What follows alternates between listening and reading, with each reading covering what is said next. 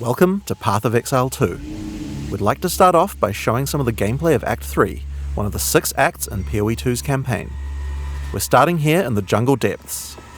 Act 3 is set in the ruins of the Vaal civilization, which fell thousands of years ago. Jungle has taken over their former once great cities, and we'll be exploring it using one of our 6 new character classes, called the Monk. In PoE 1, we had one character class for each of the combinations of Strength, Dexterity, and Intelligence. When looking at the design of PoE 2 though, we realised that many of the new skills that we were trying to design just didn't really fit thematically with the existing classes that we have.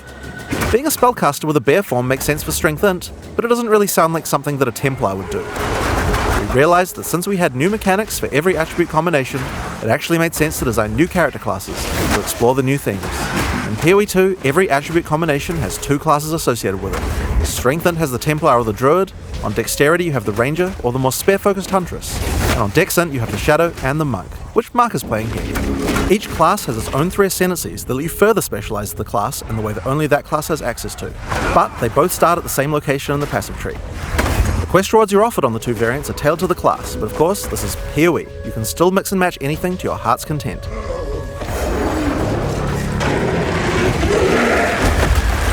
Looks like we've come across the boss for this area. In PoE 2, every area of the campaign contains a boss of at least this difficulty.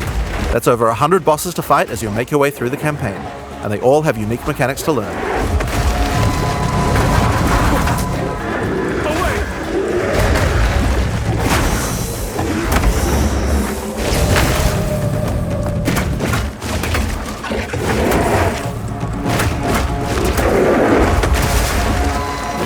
As you've seen from watching Mark fighting, the melee combat in PoE 2 has a very different feel than before. We've done a lot of things to add mobility to combat.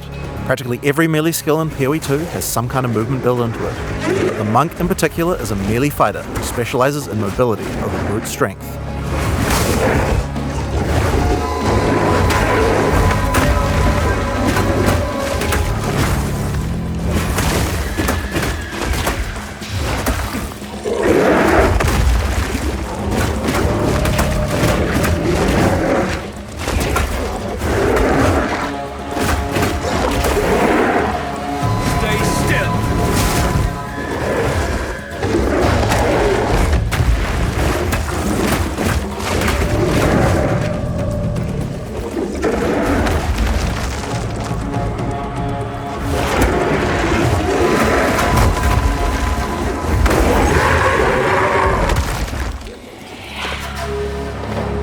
So, as Mark has been playing, you might have noticed these blue markers over enemies.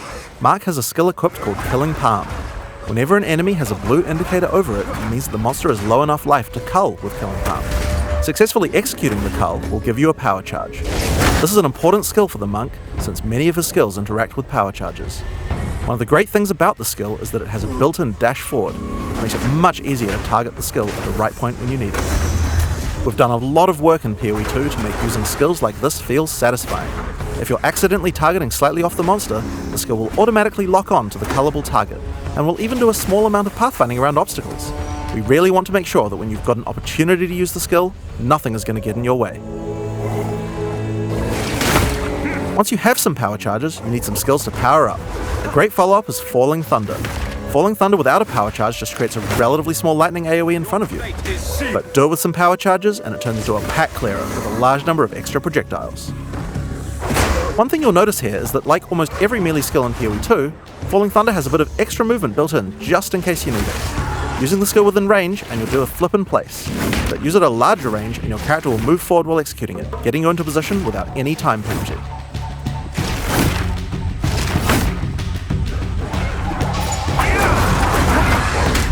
In PoE 2 you also get a short period to redirect your target. Notice how you can start the skill facing one way, then whip the mouse sideways to land the skill in a different direction? In order to get power charges, you're going to first need to get some lower life monsters into a cullable range. You've got a few options. If you want to charge right in, Whirling Assault is a good option. It doesn't do much damage per hit, but it covers a lot of ground. And notice how you can turn as you do it? Generally speaking, you never lose control of your character in PoE 2. If you make a turn at the right time, you can get a couple of extra hits in on the monsters, getting them into range of your cull. Follow up with a Killing Palm, then finish off the rest of the pack with your Falling Thunder.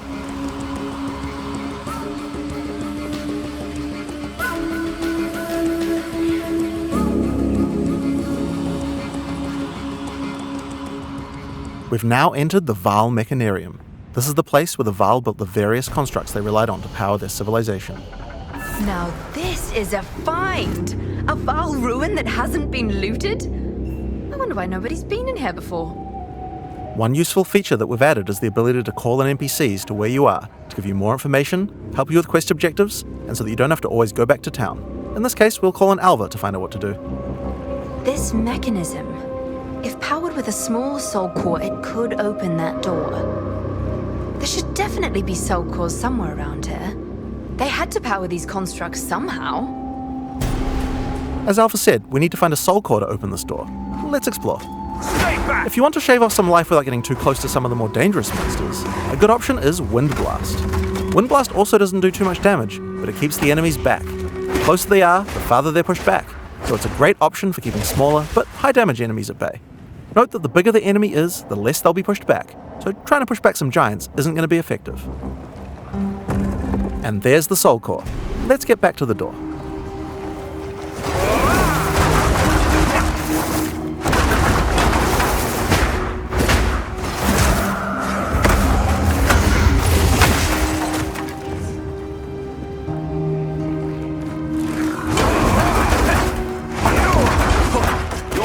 Is sealed.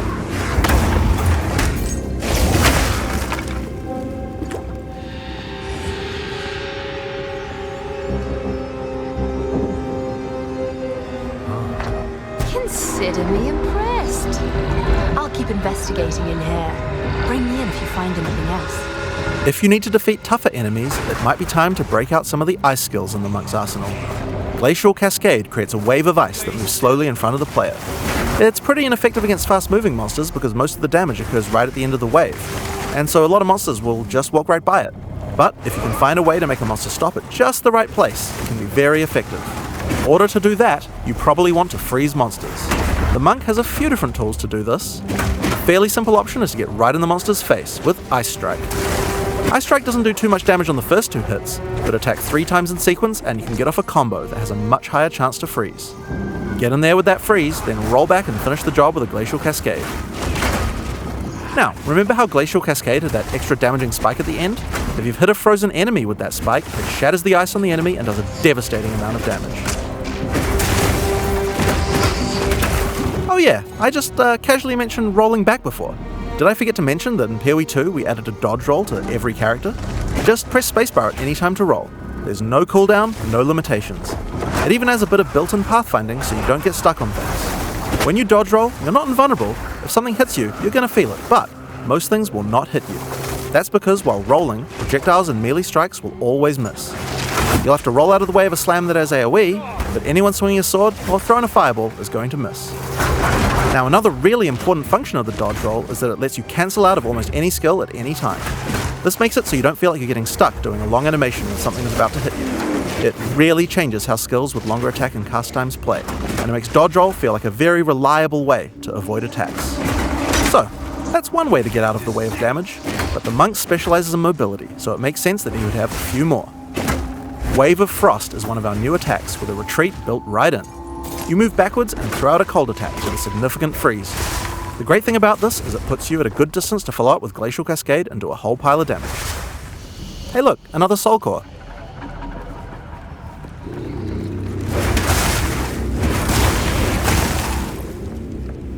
Another skill you can use to get some extra freeze is Shattering Palm.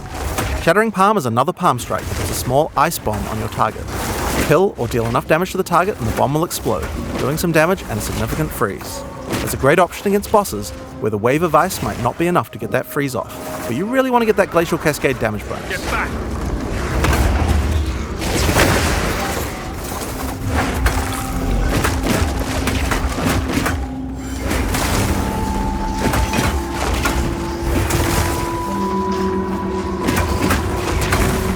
Face your demise.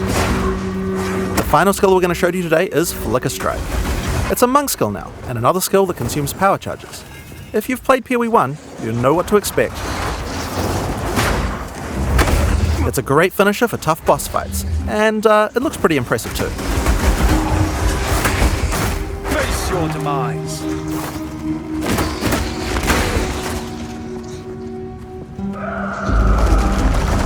Another door. I wonder what could be in there.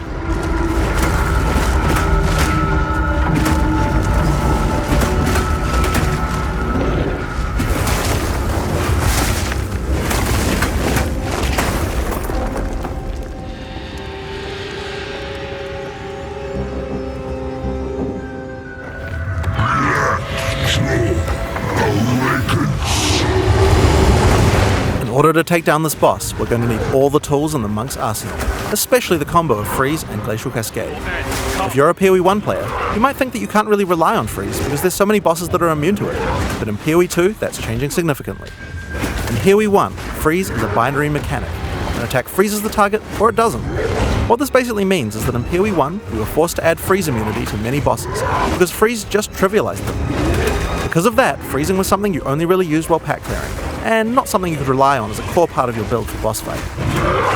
In PoE 2 though, all crowd control mechanics now have internal meters that allow you to build up to a freeze or stun, or whatever other CC mechanic you might be using. It's a little bit like poise from games like Elden Ring, though the meters tend to be a lot smaller than those games. When you freeze an enemy, it increases the amount of freeze you need to do another freeze, but the increased difficulty bleeds away slowly. More freeze will always let you freeze the boss more often, but this system means it will not get out of control in party play or interact badly with other CC mechanics, allowing us to let these kinds of mechanics actually work against all bosses.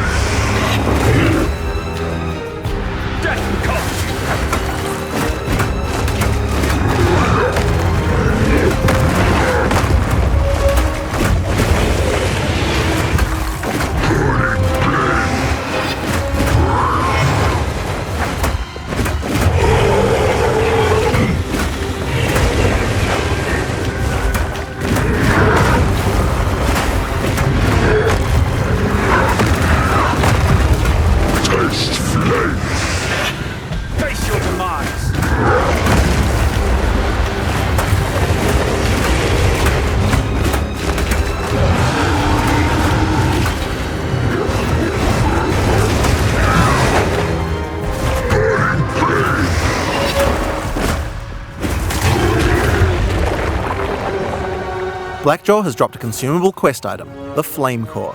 It's a permanent +10 to Spirit.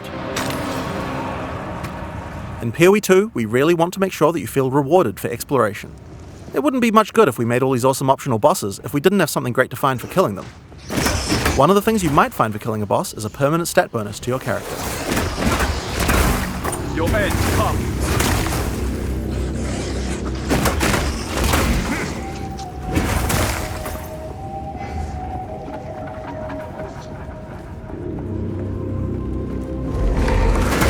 Your fate is sealed.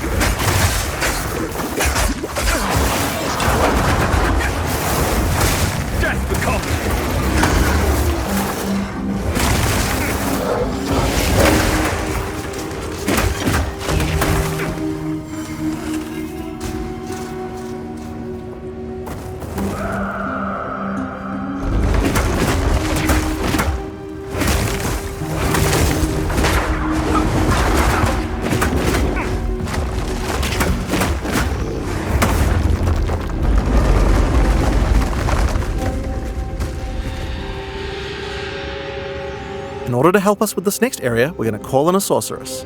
Mark's friend Octavian is going to send a friendvite, which we're going to accept, and then they can play together. The Sorceress is the new intelligence-focused character in PoE 2. While the Witch focuses more on occult magic and summoning, the Sorceress is themed around pure elemental destruction. Let's have a look at how she plays. All the vaunted technology of the Val, and look where it got them. Dead and buried. This is the largest soul core I've ever seen. With this, we could power the canal systems. But it isn't charged. There is still latent energy in this machinarium from its ancient operation. These lines in the stonework should lead to generators. You might need to find some more soul cores to spin them up, but everything looks to be in surprisingly decent condition. Maybe the golems have been maintaining it. In any case, it should still function.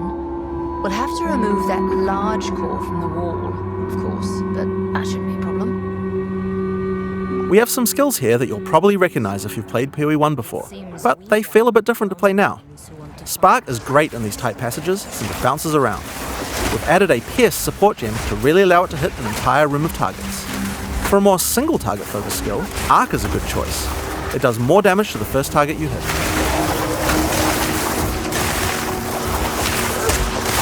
Now, if you find yourself surrounded, it might be good to use Ice Nova. It hits all enemies around you and slows them down with chill. Just be careful. Getting up close and personal isn't the ideal place for a Sorceress to be. She doesn't have the defenses of a more melee-oriented character. If you want to help with the Sorceress's weak melee defense though, you could use Arctic Armor. In PoE 2, Arctic Armor is a buff that builds up as you stand still. You can see the ice crystals forming around the character. They'll drop off if you walk. When monsters hit you, they take cold damage and build up to a freeze, so it's a great defense. Just be careful. You have to be standing still for a little while to get the full effect, so trying to stutter step isn't the best strategy. Now, Arctic Armor is an ongoing buff, but did you notice it didn't reserve any mana? How does that work? Well, we were pretty sick of the fact that in PoE 1 basically every character was playing with no mana pool, so we decided to change the way that reservation works. There's a new resource in PoE 2 called Spirit. Spirit is a dedicated resource you can use for ongoing effects like Arctic Armor, Heralds, Auras, or even Minions. Everyone starts with 100 Spirit, which is enough for most ongoing effects. But if you want more than one effect, you're going to need some more Spirit. Spirit is available on mods from items and on the passive tree. But if you're willing to give up your offhand slot, the easiest way to get it is by holding a Scepter.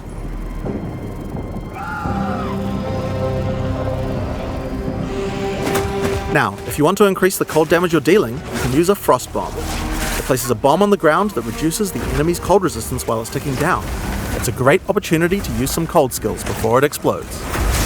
And speaking of cold skills, a great skill to use on monsters with the slower cold resistance is Comet.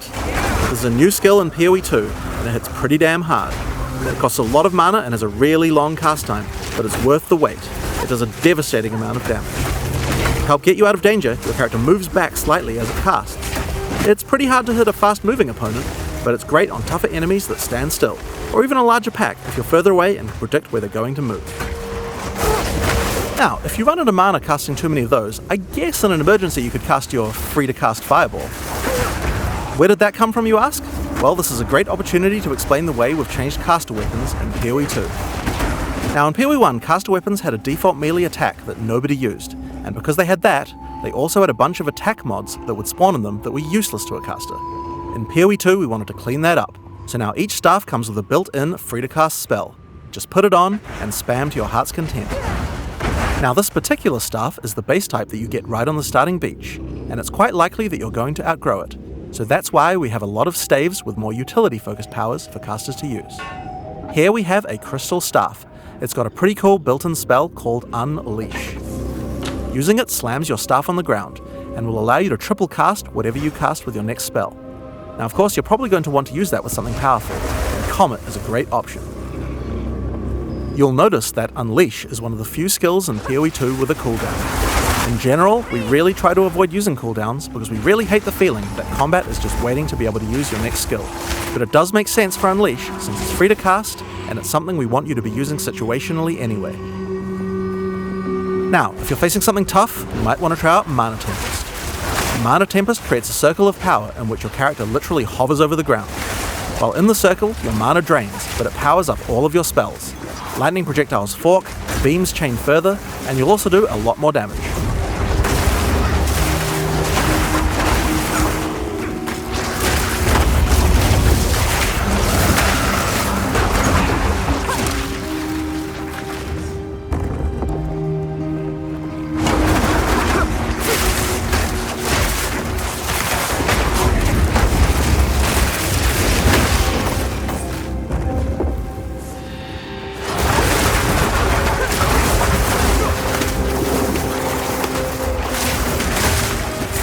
So with all of these skills, here's a great combo to try.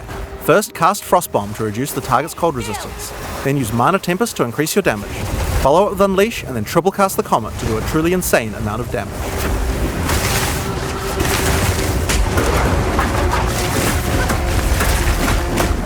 I need more time.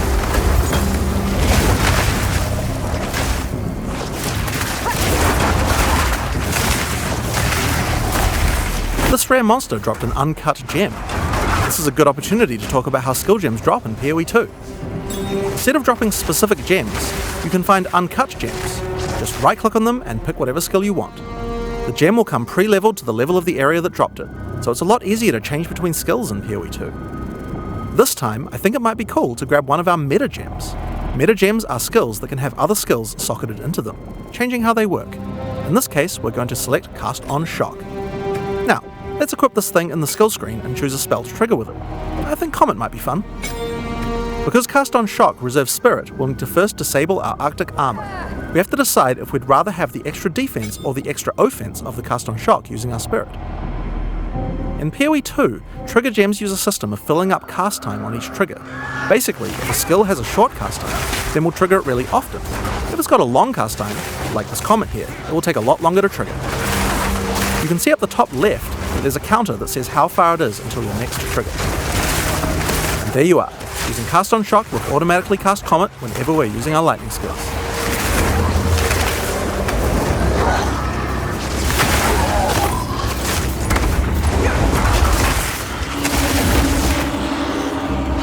So we've found the generator. Time to power it up.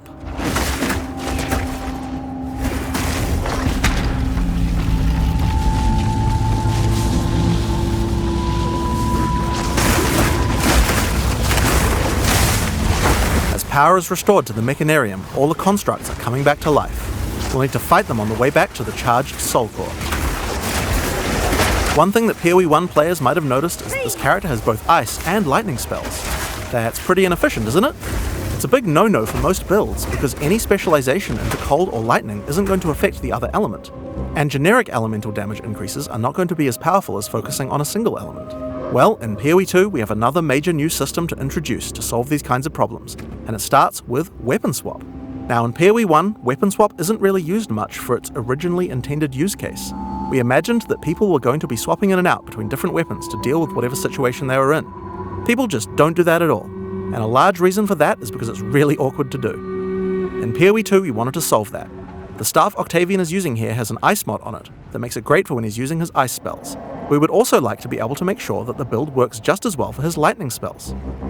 If Octavian equips his previous staff in his second weapon set, you can see that it appears on the character's back. Now we're going to open up the skills screen. If Octavian opens up the skill options for his lightning skills, you can see here that you can choose which weapon sets are usable with each skill. First, we uncheck set 1 from being used by his lightning skills. Then, we go through the cold skills and turn those off with his lightning weapon.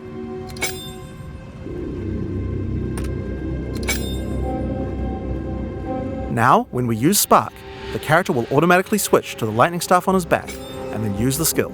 When Octavian uses Ice Nova, his character automatically switches over to his ice staff before using it. Figure each skill for which set to use, or both if you don't mind which. There's a very short time penalty to switching, so it can be good to leave some skills on both sets if it doesn't matter which weapon set you're using. But we still have the problem of passives. Wouldn't it be nice if we could specialize in both cold and lightning passives on the character? Well, in PoE 2 you can. We're on the passive skill screen here, and you can see that we're close to both a cold and a lightning cluster. At the top right of the screen, you can see where we have some weapon set specific points to allocate. If Octavian holds Shift, he can allocate set 1 to the cold passives, and then allocate set 2 to the lightning passives. Now check this out. As we weapon swap, our passive tree changes from one build to the other automatically. Whenever we cast the appropriate spell, the character's passives reconfigure on the fly to the correct build for that spell. Now you can't do this with every passive on your tree. Only points granted from skill books will allow this kind of dual specialization, so you can't change from a mace-slamming warrior into a fire elementalist with the press of a button, but it certainly increases the number of options you have for builds. There's a huge number of places where the system can shine. You could augment your Dagger Shadow build with traps, or have a great curse setup on your Witch in one spec and then move to your Chaos debuff spells with the other. It really opens up your options. I need more time.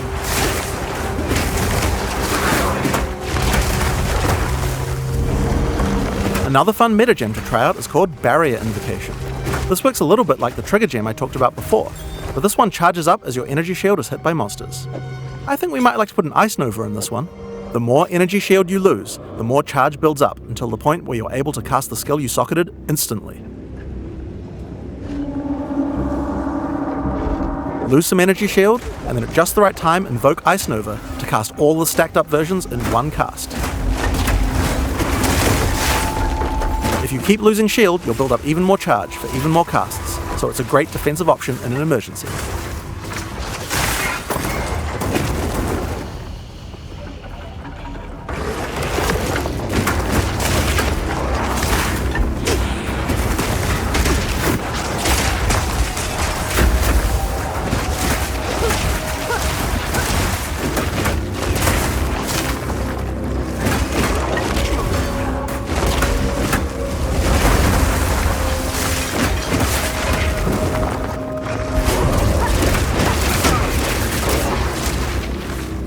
Here we are, back at the charged Soul Core. All we have to do now is take it. How hard could that be? Oh dear. Now we just have to remove it from that construct. I'll, leave that to you. Get back!